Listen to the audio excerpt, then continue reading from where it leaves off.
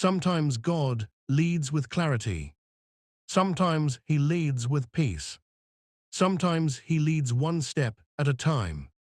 But he always leads. So today, release the fear of choosing wrong. Release the pressure of getting everything perfect. Trust this. If your heart is surrendered, if your desire is to please him, if your steps are offered to God, then even if you stumble, God will redirect you. You are not stuck. You are being led. And the God who holds your future is holding your hand right now.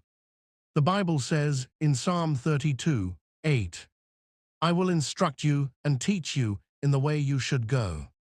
Notice what God says. He does not say, I might guide you. He does not say, if you are perfect, I will show you. He says, I will.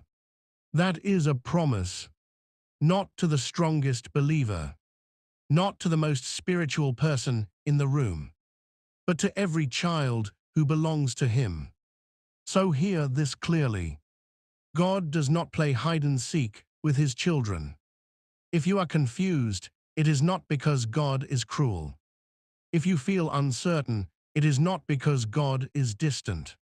Confusion is not from God. But many believers say, I prayed and God was silent. And silence begins to feel like rejection, like absence, like God has stepped away. But listen to this truth. Silence does not mean absence. A teacher is often quiet during a test, not because they don't care, but because it is time for the student to apply what they've learned.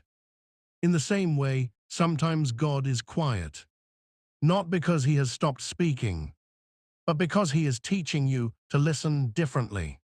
Not just for noise, not just for signs, not just for voices, but for peace, for alignment, for the gentle pull of the Spirit. God may be quiet so you can recognize his guidance through his word, through wise counsel, through doors opening and closing, through the calm assurance in your heart. The shepherd does not shout to confuse the sheep. He leads with a voice they recognize. So if you are waiting, if you feel unsure, if heaven feels quiet right now, do not panic, do not rush, do not assume God is